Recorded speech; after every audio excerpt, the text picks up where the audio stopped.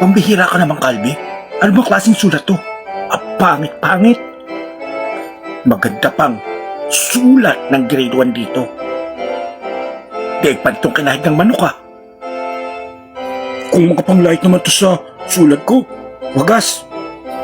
Okay lang, napangit yung sulat ko. Huwag lang mukha akong pangit. Kagaya ng pagmumukha mo.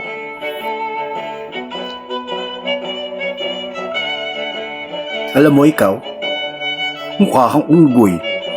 Ang pangit mo. Nagsalita naman ang mukhang saging na saba na nireject dahil hindi pwedeng gawing banana cue.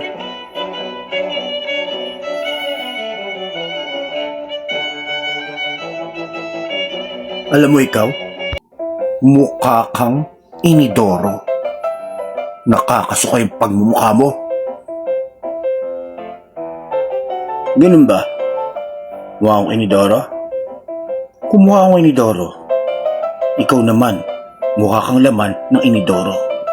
Mas nakakasuka yun.